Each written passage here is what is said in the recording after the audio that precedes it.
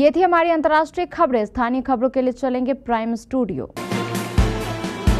अडानी और भतीजे समेत 8 के प्रत्यर्पण की मांग कर सकता है अमेरिका, अंतिम फैसला भारतीय अदालत के बाद। अरविंद केजरीवाल का कमाल का दिमाग, बालकनी में जाने का रास्ता नहीं और बीजेपी को दे दी जगह। राष्ट्रपति शासन से ही मणिपुर संकट का समाधान, सांसद बोले मैतेई कुकी के लिए अलग हो प्रशासन। आत्मरक्षा के लिए अमेरिका से गुहार लगा रहा यूक्रेन, कभी खुद के न्यूक्लियर हथियारों पर इतराता था। बुशरा की मदीना जाने पर परेशानी वाले वीडियो पर विवाद, बचाव से इमरान बोले बेगम ने सऊदी नहीं कहा। लेबनान में यूएन पीस कीपर्स के रूप में तैनात भारतीय सैनिक पूरी तरह सुरक्षित। दूसरे सबसे व्यस्त एयरपोर्ट पर मिला संदिग्ध पैकेज, बम निरोधक दस्ते ने की जांच। सोने की कीमत में उछाल जारी, चांदी स्थिर, यहां चेक करें 22-18 कैरेट गोल्ड का रेट।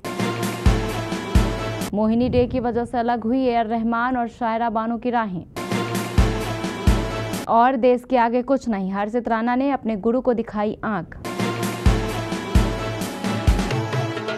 2236 करोड़ रुपए की रिश्वत के मामले में न्यूयॉर्क की कोर्ट से गिरफ्तारी वारंट जारी होने के बाद अडानी समूह के प्रमुख गौतम अडानी व भतीजे सागर समेत 8 अधिकारियों पर गिरफ्तारी व प्रत्यर्पण का खतरा मंडरा रहा है। अमेरिका के प्रमुख अटार्नी ने कहा यह मामला काफी आगे बढ़ सकता है।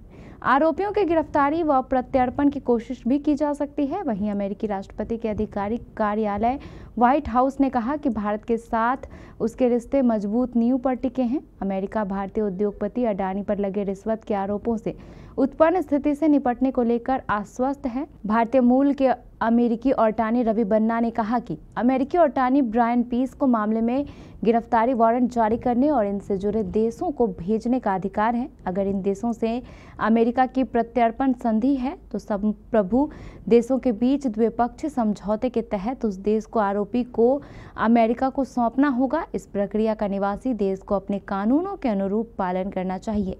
बता दें कि भारत अमेरिका के बीच 1997 में प्रत्यर्पण संधि हुई थी। गौरतलब है कि अमेरिकी न्याय विभाग ने अडानी समेत 8 लोगों पर महंगी सौर ऊर्जा खरीदने के लिए भारतीय अफसरों पर करोड़ों रुपए की घूस देने का आरोप लगाया है।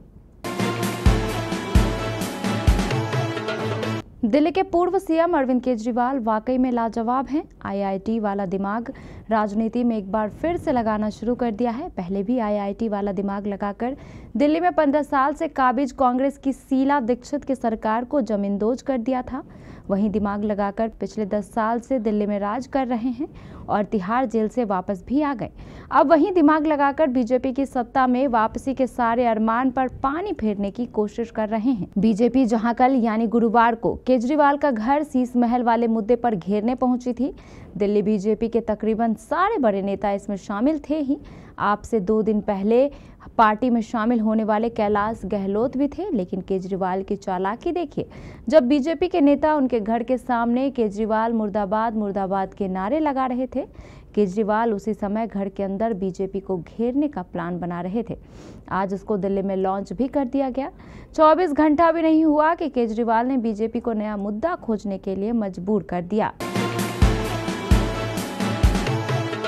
मणिपुर में दिन प्रतिदिन बढ़ते संघर्ष के समाधान को लेकर शुक्रवार को मिजोरम से राज्यसभा सांसद के वनलाल वेना ने अपना बयान जारी किया है, जिसमें उन्होंने मणिपुर में जातीय संघर्ष खत्म करने के लिए मैतेई और कुकी-जोज समुदायों के लिए अलग प्रशासन इकाइयों के गठन की मांग की है।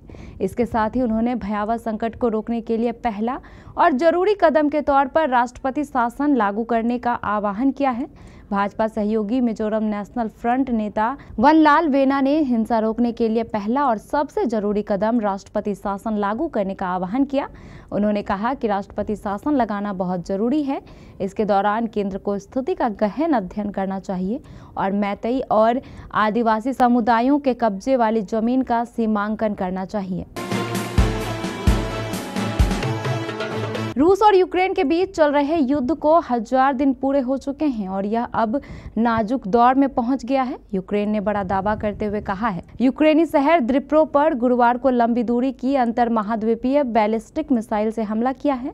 यदि यूक्रेन का दावा सही निकलता है तो यह इतिहास में पहली बार होगा जब किसी देश ने परमाणु हथियार ले जाने में सक्षम मानी जाने वाली इस ICBM का इस्तेमाल किया है। हालांकि मॉस्को ने आरोप से इनकार किया है। हालांकि यह घटना तब हुई जब बाइडेन प्रशासन से इस्तेमाल की मंजूरी मिलने के बाद यूक्रेन ने रूस में 6 अमेरिकी निर्मित लंबी दूरी की मिसाइलें दागी।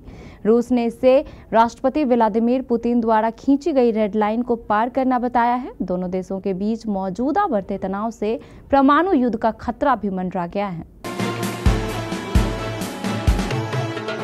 जेल में बंद पूर्व प्रधानमंत्री इमरान खान की पत्नी बुशरा बीबी द्वारा मित्र देश सऊदी अरब पर दिए बयान के बाद विवाद शुरू हो गया है। बुशरा बीबी ने कहा था कि उनके पति की समस्याएं सऊदी अरब की यात्रा के बाद शुरू हुई। हालांकि इमरान खान ने अपनी पत्नी का बचाव किया। उन्होंने कहा कि बीवी ने सऊदी अरब का बिल्कुल भी जिक्र नहीं किया। 72 वर्षीय खान का एक्स पर बयान PM शहबाज शरीफ, उप प्रधानमंत्री और विदेश मंत्री इशाक डार, पूर्व सेना प्रमुख कमर जावेद बाजवा की आलोचना के बाद आया है। इन नेताओं ने एक्स पर पोस्ट की गई वीडियो क्लिप पर बुशरा बीबी की आलोचना की।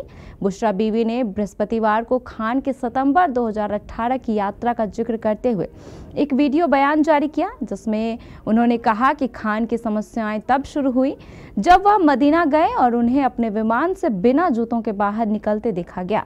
उन्होंने दावा किया कि घटना के बाद तत्कालीन सेना प्रमुख कमर जावेद बाजवा को फोन आए। उन्होंने कहा खान की वापसी के तुरंत बाद बाजवा को फोन आने लगे कि ये तुम किसको लाए हो, हम इस देश में शरिया व्यवस्था को खत्म कर रहे हैं और आप शरिया के प्रवर्तकों को लेकर आए हैं।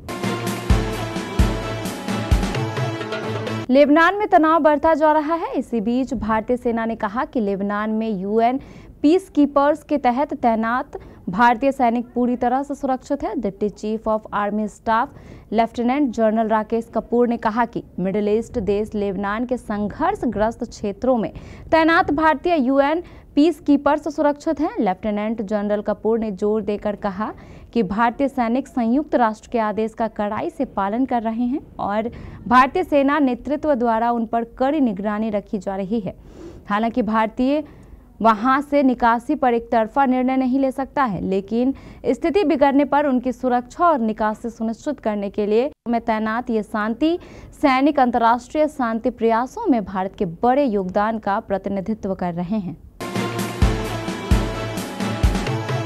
ब्रिटेन के गैटविक हवाई अड्डे पर शुक्रवार को एक संदिग्ध पैकेज मिलने के बाद दक्षिणी टर्मिनल को बंद कर दिया गया।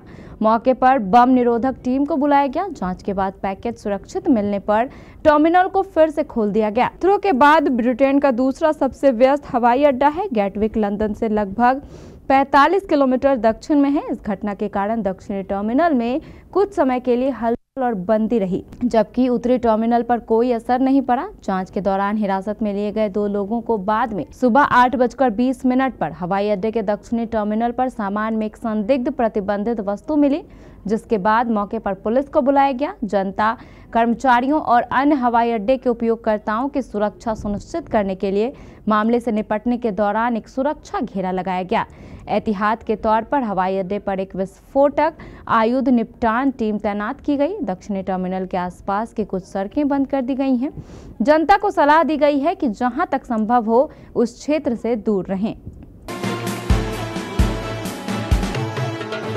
राजधानी के सर्राफा बाजार में पिछले एक हफ्ते से सोने की कीमतों में लगातार बढ़ोतरी हो रही है। एक तरफ रोज सोने की कीमतों में उछाल देखी जा रही है, वहीं चांदी पिछले कई दिनों से एक ही कीमत पर टिकी हुई है। पाटलिपुत्र सर्राफा संघ के अध्यक्ष विनोद कुमार की माने तो शादियों के सीजन के अलावे कमजोर अमेरिकी डॉलर और नए वैश्विक राजनीतिक तनाव के चलते सोने की कीमतों में लगातार उछाल देखी जा रही है।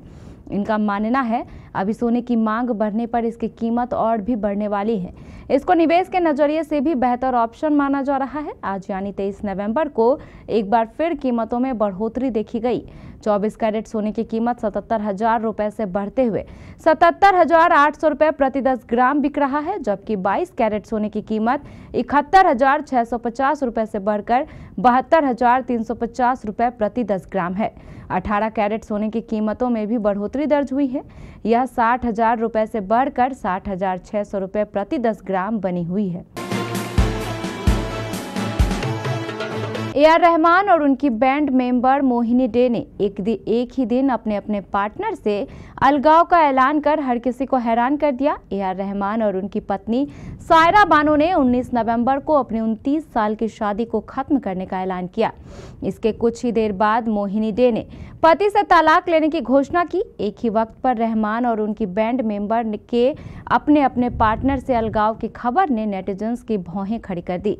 सोशल मीडिया पर अफवाहें उड़ी कि रहमान और बानो के बीच मोहिनी की एंट्री हुई, जिसकी वजह से दोनों ने अपने रिश्ते को खत्म कर दिया। अब इन अटकलों पर खुद मोहिनी ने चुप्पी तोड़ी है और मामले पर कड़ी प्रतिक्रिया देती नजर आई हैं।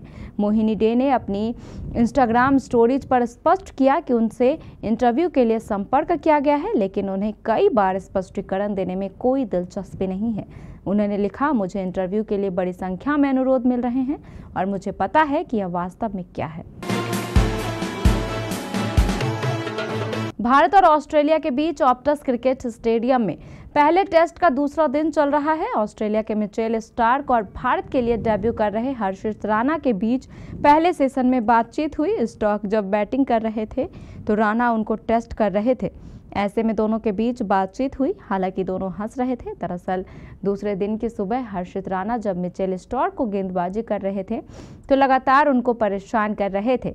वह तेज गति से स्टार्क को बाउंसर भी डाल रहे थे, बार बार उनको बीट कर रहे थे। ऐसे में हर्षित ने स्टार्क को एक अच्छी लेंथ पर गेंद डाली, जिस पर उनके बल्ले से एज लगा, लेकिन बॉल कैरी नहीं हुई। बॉल डालने के बाद हर्षित ने स्टार्क को थोड़ा देखा।